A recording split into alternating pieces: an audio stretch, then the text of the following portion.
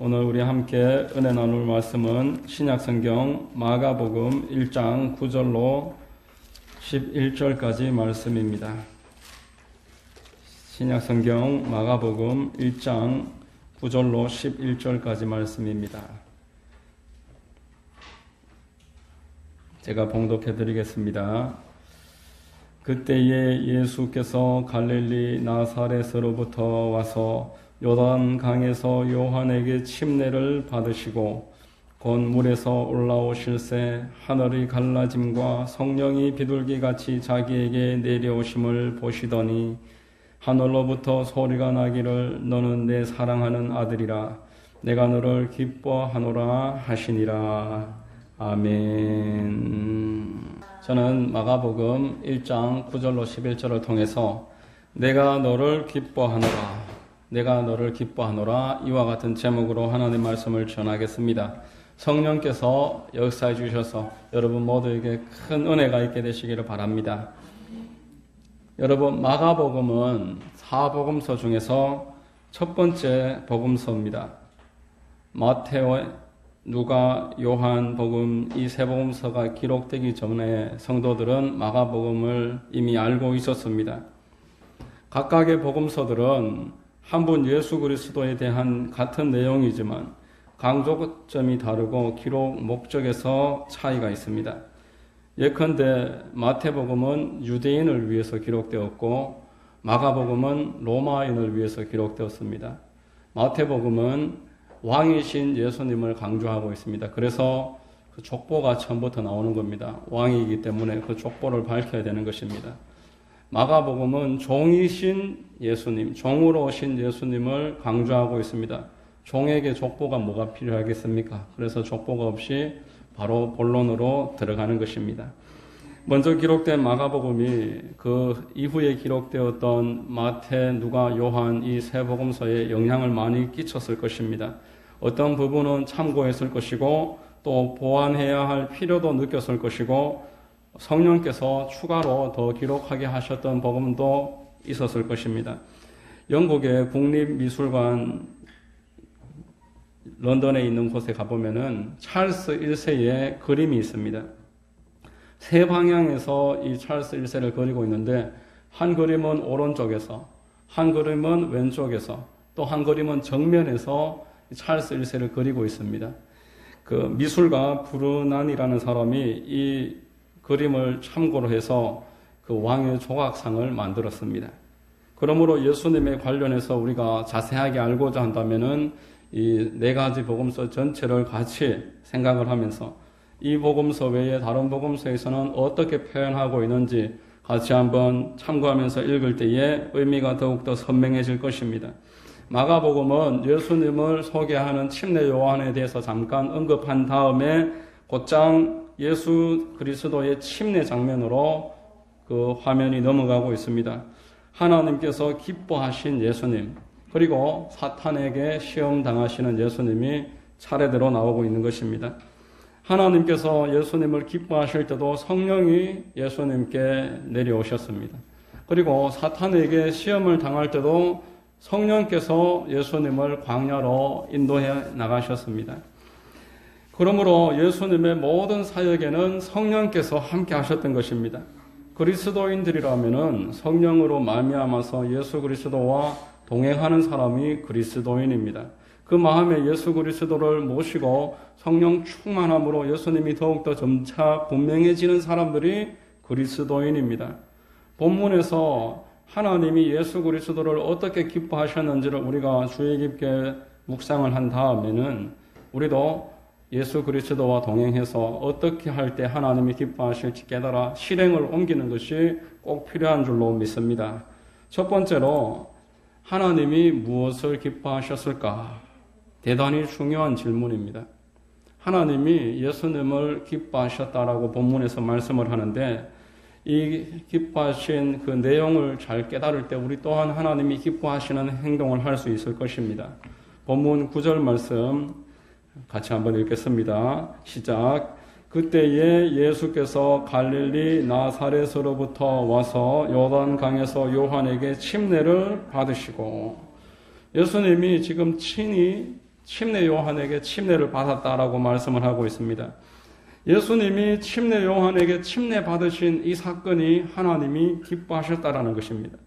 이게 왜 기쁨이 되었을까요? 예수님은 다른 누구로부터 침례를 받으셔야 할 이유가 없었습니다. 침례는 지난날의 나의 죄에 대한 회개의 정결 예식입니다. 요한마저도 예수님이 나에게 침례 받으러 오는 것을 극구 사양하고 만류했습니다.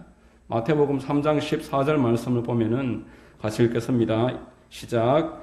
이때에 예수께서 갈릴리로부터 요단강에 이르러 요한에게 침례를 받으려 하시니 요한이 말려 이르되 내가 당신에게 침례를 받아야 할 터인데 당신이 내게 오시나이까.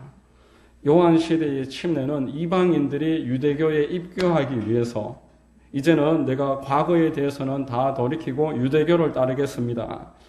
유대교의 모든 가르침을 전폭적으로 수용하겠습니다라고 하는 대외적인 선언입니다. 예수님이 부활하신 후에는 침례의 의미가 다소 변화되었습니다. 입교의식은 물론이고 이제 예수님이 죽으실 때 내가 함께 죽었으며 예수님이 장사 지내셨을 때 내가 같이 장사되었고 예수님 부활과 함께 연합되었습니다. 이것이 침례에 들어있는 의미입니다. 당연히 요한이 예수님에게 침례를 받는 것이 마땅할 것입니다. 로마서 3장 10절 말씀 같이 읽겠습니다. 의인은 없나니 하나도 없으며 침례 요한도 결코 의인일 수가 없습니다. 그렇기 때문에 의로우신 예수 그리스도께서 대속 제물 되기 위해서 의인으로서 이 땅에 오신 것입니다. 사도행전 4장 12절 같이 읽겠습니다. 다른 이로서는 구원을 받을 수 없나니 천하 사람 중에 구원을 받을 만한 다른 이름을 우리에게 주신 일이 없습니다. 히브리서 7장 26절도 같이 읽겠습니다. 이러한 대제사장은 우리에게 합당하니 거룩하고 악이 없고 더러움이 없고 죄인에게서 떠나 계시고 하늘보다 높이 되시니라. 예수님만 의로우십니다. 침례 요한 또한 예수님 앞에서 죄인으로서 침례를 받아야 될 대상입니다. 그렇지만 이 침례 요한에게 예수님이 찾아가셔서 침례를 받으실 때에 성령께서 그 위에 임하셨습니다. 하나님이 하늘을 여시고 너는 내 사랑하는 아들이라 내가 너를 기뻐하노라 이렇게 기쁨을 표현하셨습니다. 예수님이 침례를 받으신 의미는 이 땅에 있는 모든 죄인들과 내가 이제 스스로 하나 되었습니다. 이렇게 공개적으로 선언하는 선포입니다. 하나님의 아들이 이 땅에 오셔서 전혀 죄가 없으신 분이시지만 스스로 내가 죄인들과 하나가 되고 그 죄인을 위해서 지금부터 대속 제물로 살아가겠습니다. 라고 선언하는 출발인 것입니다. 이 선언이 얼마나 중요했던지 삼위일체 하나님이 이 순간을 위해서 모두 집결하셨습니다. 요단강에서 예수님이 침례 받으시고 올라오실 때 하늘에서 성령께서 내려오시고 또 하나님이 음성을 들려주심으로 내가 너를 기뻐하노라. 너는 내 사랑하는 아들이라. 삼위일체 하나님이 한 분 하나님이시지만 삼위로 계심을 가장 분명하게 나타내는 본문이 오늘 본문인 것입니다. 하나님이 세상을 사랑하시되 이처럼 사랑하셔서 독생자를 이 땅에 보내주시고 예수님은 그 하나님의 뜻을 전폭적으로 수용해서 죄인의 자리에 들어가시고 하늘 보좌를 포기하셨습니다. 저는 분명히 예수님이 침례 요한에게 침례 받기 전에 하나님께 간절히 기도했을 것이라고 생각을 합니다. 겟세마네 동산에서 십자가 지시기 전에 예수님께서 세 차례나 기도하시고 하나님의 뜻을 깨달은 다음에 십자가 지셨던 것처럼 하나님의 뜻을 온전하게 깨달은 다음에 침례 요한을 찾아가서 침례를 받았습니다. 마태복음 3장 15절 같이 읽어보겠습니다. 시작. 예수께서 대답하여 이르시되 이제 허락하라. 우리가 이와 같이 하여 모든 의를 이루는 것이 합당하니라 하시니 이에 요한이 허락하시니라. 침례 요한이 그 침례를 허락했습니다. 우리가 이와 같이 하여 모든 의를 이루는 것이 합당하니라.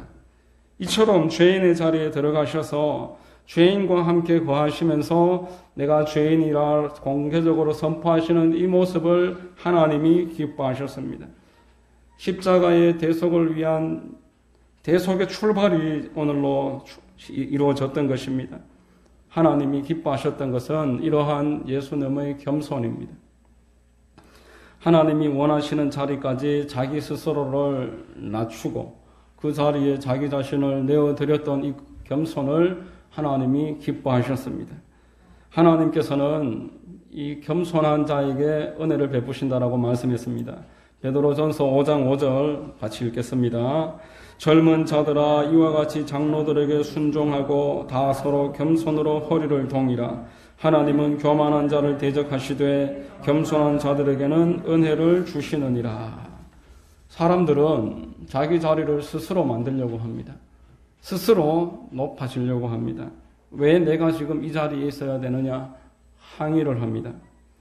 여의도 순복음교회에서 성도로 계셨던 어느 목사님에게 들은 이야기입니다. 새가족 환영부서에서 봉사를 하고 있었는데 하루는 봉사하다가 그렇게 잘 알 수 없는 안면이 없는 분이 오셨길래 새가족이 앉는 자리로 안내했더니만 그분이 대뜸 화를 내시면서 내가 누군 줄 알아? 라고 큰 소리를 치더랍니다. 얼마나 대단한 직분을 가지고 계신 분인지는 모르지만 감히 나를 새가족으로 취급을 했다면서 그렇게 흥분해서 큰 소리 쳤던 것입니다. 이것이 현재 한국교회의 직분에 대한 그런 땐 의식입니다. 직분을 무슨 계급으로 여기는 것이 지금 우리가 잘못된 생각으로 가지고 있고 고쳐야 될 내용입니다. 예수님은 하나님이 정해주신 자리라면은 그 자리가 어떤 자리든지 묵묵히 받아들이셨습니다. 빌립보서 2장 3절로 8절 우리 같이 한번 읽겠습니다. 시작. 아무 일에든지 다툼이나 허영으로 하지 말고 오직 겸손한 마음으로 각각 자기보다 남을 낮게 여기고 각각 자기 일을 돌볼 뿐더러 또한 각각 다른 사람들의 일을 돌보아 나의 기쁨을 충만하게 하라. 너희 안에 이 마음을 품으라. 곧 그리스도 예수의 마음이니 그는 근본 하나님의 본체시나 하나님과 동등됨을 취할 것으로 여기지 아니하시고 오히려 자기를 비워 종의 형체를 가지사 사람들과 같이 되셨고 사람의 모양으로 나타나사 자기를 낮추시고 죽기까지 복종하셨으니 곧 십자가에 죽으심이라. 이러므로 하나님이 예수 그리스도를 높이셨습니다. 하나님께서 높이시는 사람은 스스로 높아지려고 하는 자가 아니라 하나님이 낮추실 때는 그 자리까지 낮아지기를 사양하지 않는 자에게 하나님이 친히 높여주시는 것입니다. 사람 모양으로 나타나서 자기를 낮추시고 죽기까지 복종하셨다. 이 표현에는 인간 마리아의 몸속으로 들어가셔서 오늘은 침례 요한에게 침례받는 자리까지 내려가신 예수 그리스도, 오늘 마가복음에서 자기를 이처럼 낮추시는 예수 그리스도를 포함하는 것입니다. 요 근래 우리 한국교회에 가장 크게 문제가 되는 것들이 이러한 내용들입니다. 장로가 되고자 하고 또 당회장이 되고자 하고 그 교회를 계속 세습하려고 하고 세상의 직분, 세상의 명예로 여기는 이 모든 문제들이 다 여기에서 비롯되는 것입니다. 이러한 모습을 하나님께서 보실 때 한탄하고 계시고 성령께서 근심하시며 하나님의 역사가 이루어지지 않는 것입니다. 사무엘상 15장 22절 말씀에 사무엘이 이르되 야훼께서 번제와 다른 제사를 그의 목소리를 청종하시는 것을 좋아하심같이 좋아하시겠나이까. 순종이 제사보다 낫고 듣는 것이 순양의 기름보다 나으니 이는 거역하는 것은 점치는 죄와 같고 완고한 것은 사신 우상에게 절하는 죄와 같음이라. 이렇게 말했습니다. 하나님은 당신이 정해놓으신 질서 안에서 순응하면서 스스로 낮출 때 낮출 줄 아는 사람을 기뻐하신다라는 것입니다. 여러분 스스로 한번 생각해 보시기 바랍니다. 여러분들은 누구와 함께 있기를 원하십니까? 늘 자기의 자리를 만족하지 못하고 더 다른 역할을 계속 추구하면서 불만과 아쉬움을 표현하는 사람과 함께 있기를 원하십니까? 아니면은 나에게 지금 주어진 자리를 묵묵히 겸손으로 받아들이는 사람을 함께 있기 원하십니까? 당연히 그 묵묵히 받아들이는 사람에게 하나라도 더 갚아주고 싶은 것이 사람의 마음일 것입니다. 하나님께서도 마찬가지십니다. 하나님께서 정해준 자리에 낮추어서 자기 자신을 복종하신 예수님을 기뻐하셨습니다. 그렇게 기뻐하시고 침례받고 올라오시는 예수님에게 성령을 한량없이 부어주셨습니다. 그리고 내가 너를 기뻐하노라 이렇게 말씀하셨던 것입니다. 제가 성령 체험을 했던 것도 오늘 말씀 미루어서 생각해 볼 때에 그 연관이 있어서 제가 말씀드릴 때 양해하시기 바랍니다. 2004년도 4월 달에 제가 성령 체험을 했습니다. 성경책에 그 당시 썼던 성경책에 그것을 기록해 두었었는데 제가 방언 은사와 성령 체험을 사모해서 한 15개월 정도 새벽 기도회를 나가고 있을 때쯤이었습니다. 토요일 날 우리 청년부 회원들이 같이 교회 수련원에 교회 버스를 타고 이제 올라가서 성령 대망회를 하려고 몇 개월 전부터 계획했던 날이었습니다. 다 함께 토요일 날 오후에 모여서 버스를 타고 출발하려고 하는데 이때 웬 모르는 번호에 전화가 왔습니다. 이웃집 아주머니가 우리 할머니가 부탁을 해서 저에게 전화를 거신 거였습니다. 할머니가 귀가 안 들리셔서 그냥 전화를 걸어달라고 하고 받으니까 저에게 일방적으로 말씀하셨습니다. 배가 너무 아프니까 와서 병원에 좀 데려다 달라. 그렇게 이야기하셨습니다. 버스는 지금 이제 출발하는데 이 버스를 제가 그냥 보내고 이제 할머니한테 가서 함께 병원에 갔습니다.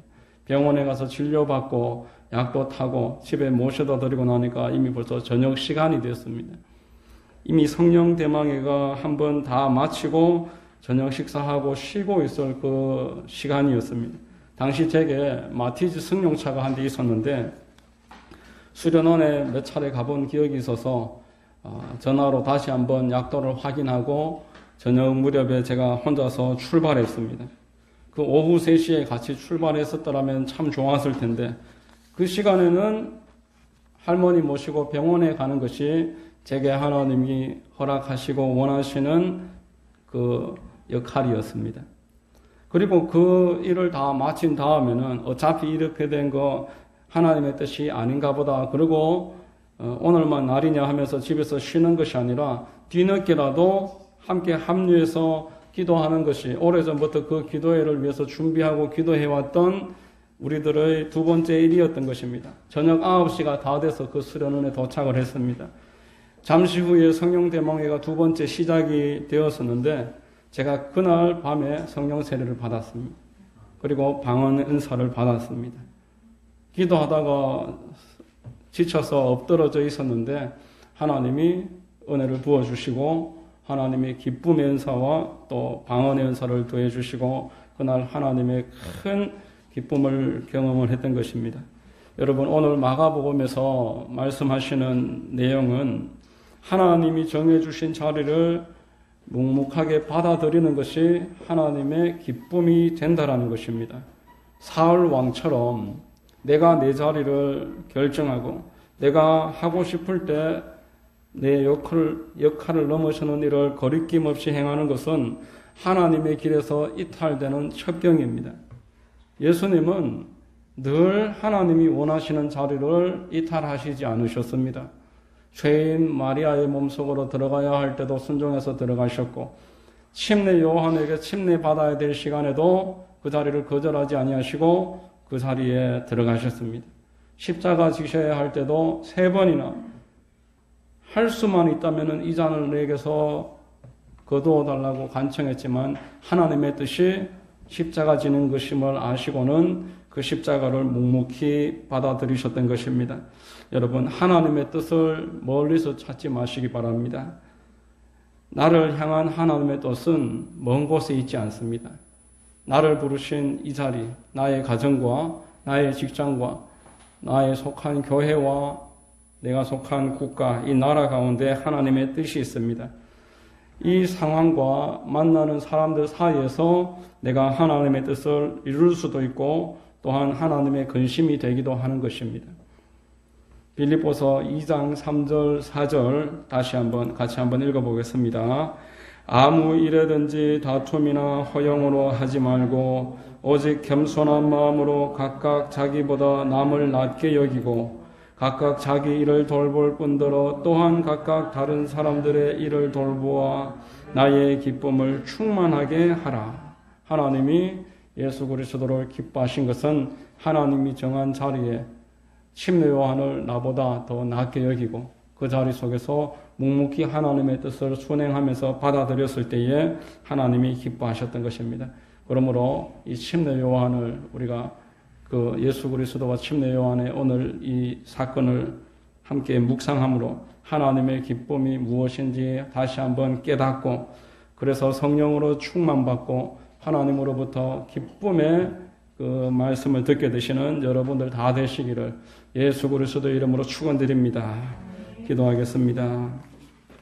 참 좋으신 아버지 하나님 감사합니다. 오늘 말씀을 통해서 참으로 하나님께서 기뻐하시는 길이 다른 곳에 있는 것이 아니라 지금 내가 속한 자리에서 하나님이 주신 역할을 받아들일 때에 하나님의 뜻을 행하려고 믿음으로 순종할 때에 기뻐하신다는 것을 깨닫습니다. 우리 모두 하나님의 뜻을 깊이 깨닫게 하시고 늘 자기 자신을 낮추고 순종하는 은혜가 있도록 인도해 주시옵소서.